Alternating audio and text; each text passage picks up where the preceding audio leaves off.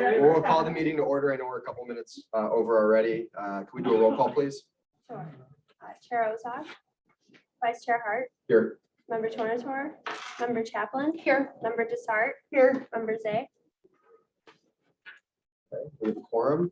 Nothing under chair remarks? Any public comment? Nope. And we'll correct that Member Tornator is also here. Great. Move on to item number 5, approval of minutes. I'll entertain a motion to approve the minutes of Tuesday, August 16th. We have a motion. Is there a second? Second. We have a motion and a second. Any discussion? Hearing none. All those in favor? Aye. Any opposed? Minutes are approved. Moving on, I'll entertain a motion to approve and place on file payment of claims. So moved. Second. A motion and a second. Any discussion? Hearing none. All those in favor? Aye. Any opposed? The item is approved. Moving on to item number 7, sole source. I'll entertain a motion on 2022-75 recommendation for the approval of a contract with WSG Solutions. So moved. Second. Motion and a second. Any discussion or questions? Seeing none. All those in favor? Aye. Any opposed? The item is approved. Under bid renewals, just one item. I'll entertain a motion on 2022-76 recommendation for the approval So of a moved. contract to Anchor Mechanical. Second. A motion and a second. Any questions or discussion? Hearing none. All those in favor? Aye. Any opposed? The item is approved. Moving on to number 9, action items. I'll entertain a motion on FMR 355-22 recommendation for the approval of agreement between the County of DuPage and Family Shelter Service for lease of the So moved. space at Henry Second. High Judicial Office Facility. We have a motion and a second. Any questions or discussion? Seeing none. All those in favor? Aye. Any opposed? The item is approved. So we have one item under informational, Public Works rate study, just for the committee's edification. We're not looking for approval on this item today, but will at the next meeting. So I'll turn it over to Nick. Yeah, so I will start with next slide, please. So every 4 years, like clockwork, we have to look at our rates. And as you know, our goal is to be a standalone so that our rates fully cover our operational expenses, and we're a break-even organization. We're actually very successful at that. So as we said, Article 15 of our ordinance requires that we regularly review our wastewater user charges. That 4-year period has now come. So our the next 4-year period starts in 23. So it'd basically be 23 through probably 27, I think. Every year, as part of our audit, we closely look at our rates and our coverage, where we're doing as part of our audit. But then every 4 years, it's a much more comprehensive rate review that we hire an outside consulting firm. This year, we have hired Burns and McDonnell. We have met with Chair Ozog already regarding this. With the results of it, and I can tell you, and Stan is going to go into it, we're very pleased with the results of it, although there is an increase, and we take that very seriously as we move forward. Given the inflation concerns we've had with contracts, with our commodities, we feel that they're very reasonable and actually very, very, very reasonable, very doable for our users out there. And as always, what we've tried to do is we've tried to spread it out over the 4 years. So there's not a big, 12, 15% raise for our users. So it's spread out over 4 years. So with that, I will turn it over to Stan, and I will likely add throughout the presentation as well. Can I have we used Burns and McDonald before? We have not. This is the first time we've used Burns and McDonnell. We, just so everybody knows what we do, we go out for an RFP. We have a number of firms submit their proposals, and we have an interview process with them. Burns McDonnell was highly qualified, and that's why we selected them. And they have done a tremendous job.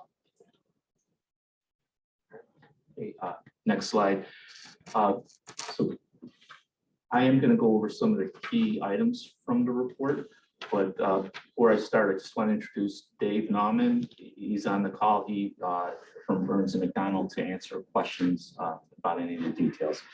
So this first slide here, industry trends in water and sewer rates. What the chart shows are the rate increases in the industry from 2000 to 2021. The water and sewer index has been increasing at about 5% per year. For comparison, CPI annual rate of change during that 21-year period was slightly above 2%. Where does DuPage County Public Works fit in? If we were to add a third line, it'd probably be in between those two lines. For the water side, as you know, our water system primarily serves unincorporated customers.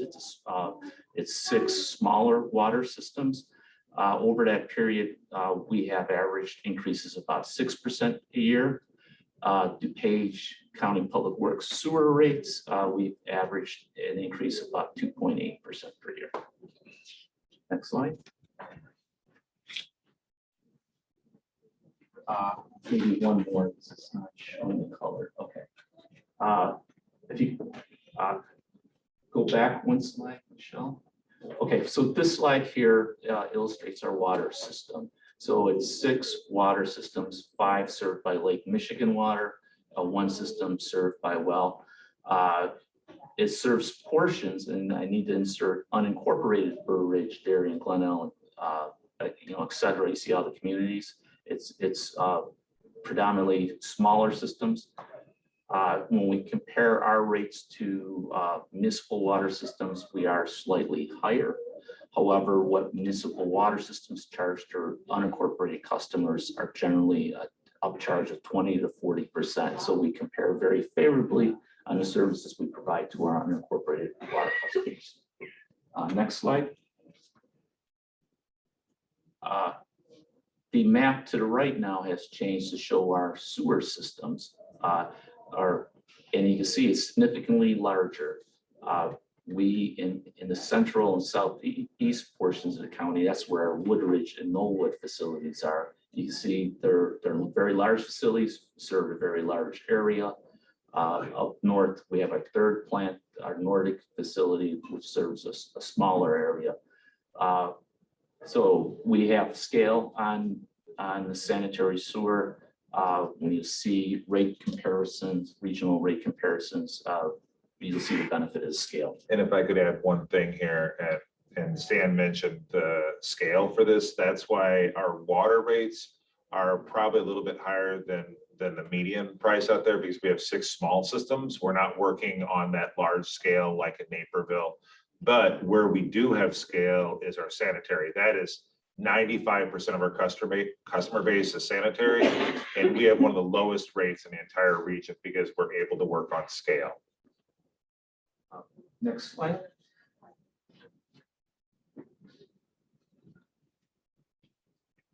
Okay, this slide is taken directly from the report, figure 1.3, and this is the regional water bill comparison for a 2-month period. The average is $163 over a 2-month period.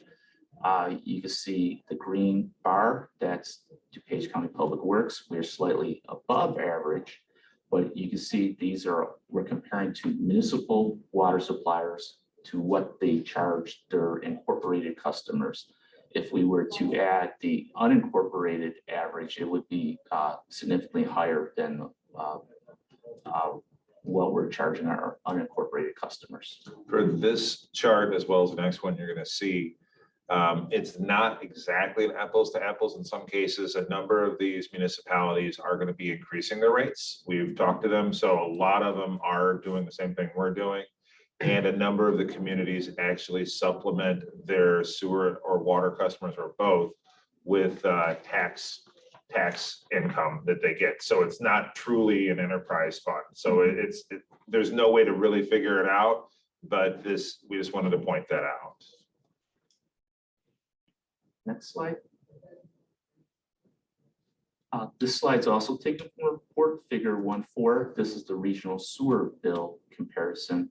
And as you can see in the green bar, the county compares very favorably to the average and the majority of the municipalities that we're showing. Next slide. I'm just going to touch on the project approach that Burns and McDonnell took. Pretty intensive economic modeling. we're coming to you with a 4-year request for rates, but the economic modeling was really done over a 10-year period. Given we have some significant capital projects, there's a longer time horizon, so we really need to have a solid financial plan over a longer time horizon. So step 1 was develop a financial plan. Step 2, drill into some of the details on cost of service at a little bit lower detail, making sure you're recovering cost at the component level, sewer maintenance, water, various areas. Step 3, rate design. Dave and I can't say enough to the level of detail that they went into this report, how the partnership with them, it was an iterative process, and I learned a lot that we could use in budgeting and other future economic modeling from this process. So on step 2, the cost of service, one of the biggest driving factors that we found was obviously our capital improvements. And we've been very aggressive with making sure that we've programmed out 10 years of capital improvements. We know what we need. And what a lot of the other wastewater providers out there, we're one of the bigger wastewater providers in the area. So a lot of the environmental compliance requirements that the state IEPA and US EPA has mandated, we got hit first. So all of our long-term capital plan incorporates that for full environmental compliance. It's just starting to touch some of the smaller plants across the county. So we are very confident where we're at from a capital perspective. I think they're still trying to play catch up a little bit to figure out. And finally, these are the recommended rates from the report. On the water system side for Lake Michigan Water, the recommended rate increase is 2% in 2023 and then slightly above 4%, 24 to 26 annually. NERF water system, that's our well or aquifer system in northern part of the county. The rate increases there recommended are 3 to 3.5%. The Water Commission buy-in fee, that's to recover the connection costs to the Water Commission metering stations, so on. When we went on Lake Michigan Water, that stays flat throughout the planning horizon, and that 73 cents per 1,000 gallon goal goes away in 2028 as we would have recovered the capital cost. Our wastewater treatment rates throughout the horizon, time horizon, are 3.7, 3.6% increases. Sewer maintenance rates, no change in 2023, and then 3.9 to 3.6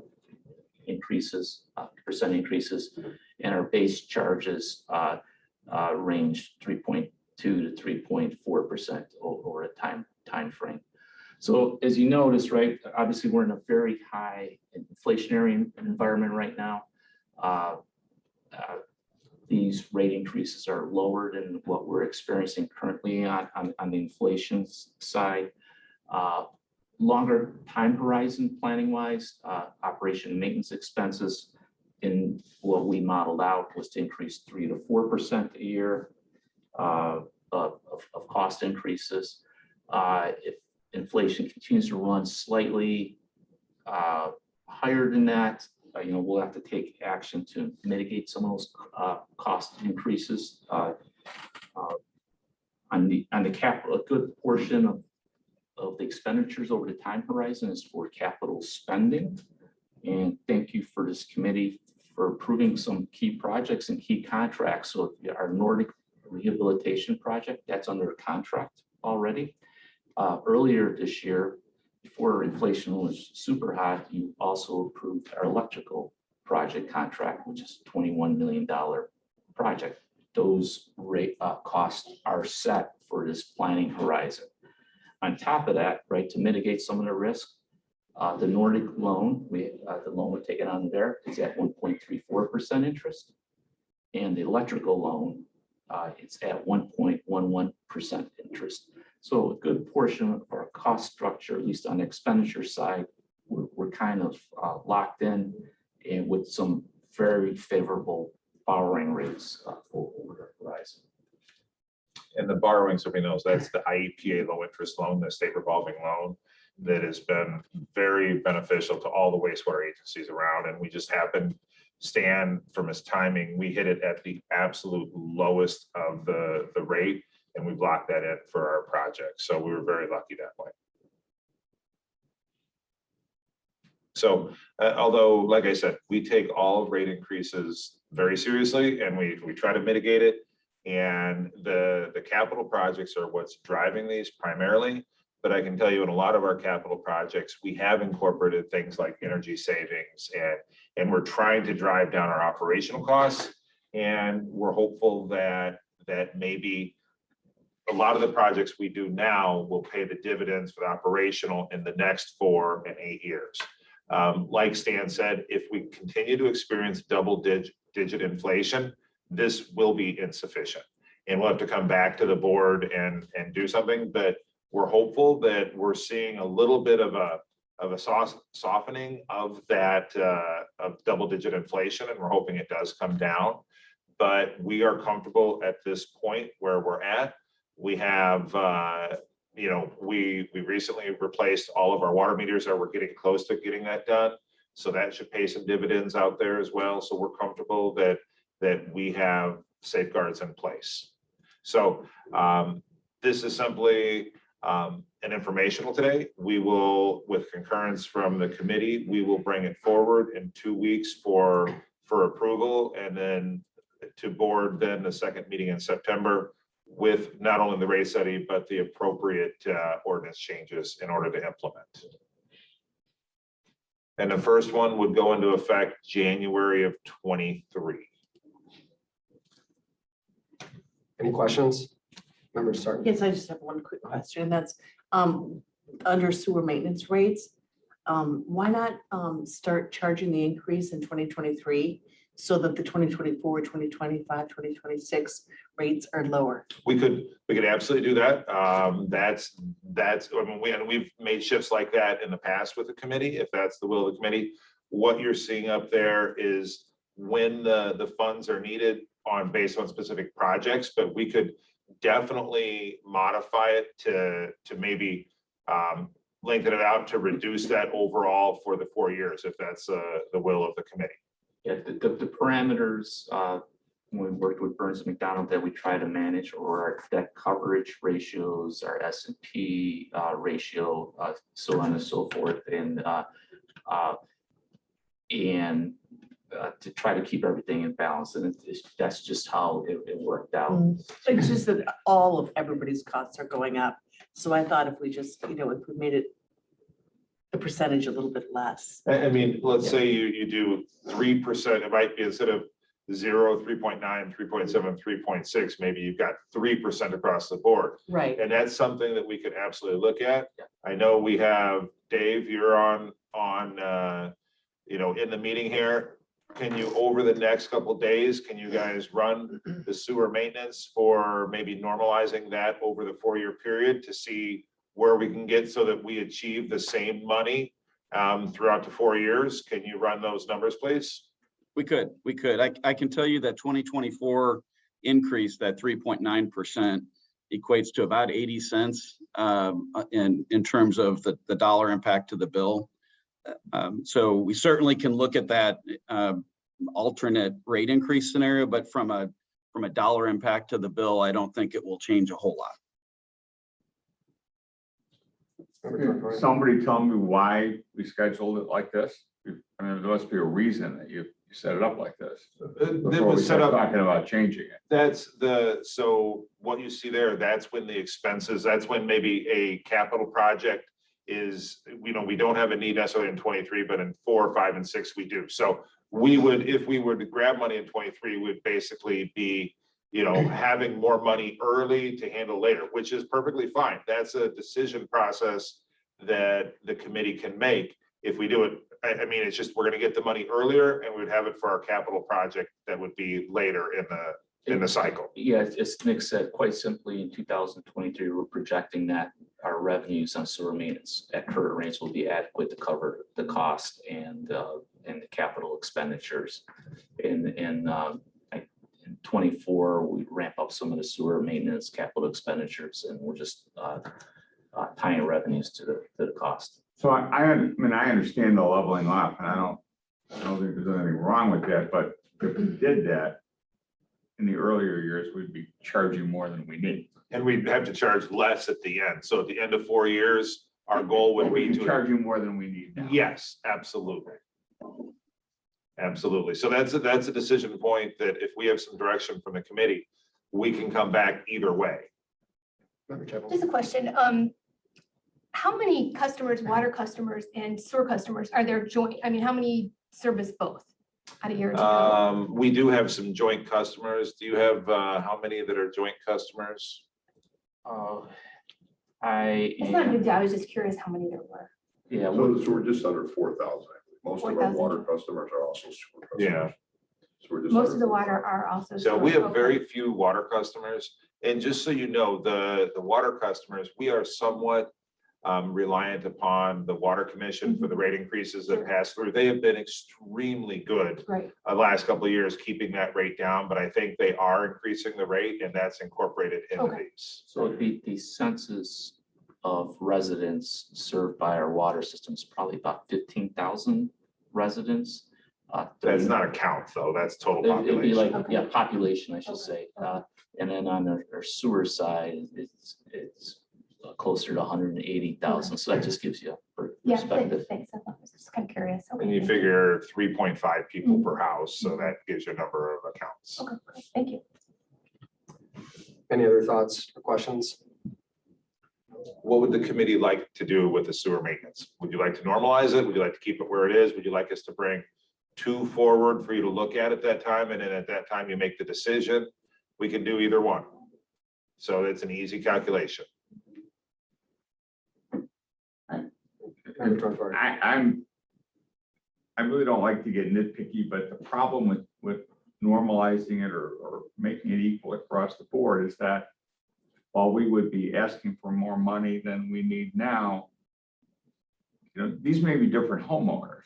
So if It's a good point. we move to 3% now, that person may be paying more than they need for the next homeowner who comes in the next year, who's getting a better rate than they need because we needed a 4% increase, but that homeowner is only getting charged 3%. So I think from a fairness perspective, we raise the rates for what we need on any given year. Those are the homeowners that are there. Those are the people who pay for what they're getting. And they're not paying for something that may or may not be coming up in years. Yeah. Yeah, because there's a method. This is very They supportive. explain- Right, they explain why. I mean, if we want to draw something up just to see. I mean, I can tell you, so I think our consultant said that 3.9% equals maybe 75 to 80 cents. So at best, you're going to be at maybe 3%. So you're talking maybe a 20 cent a bill savings.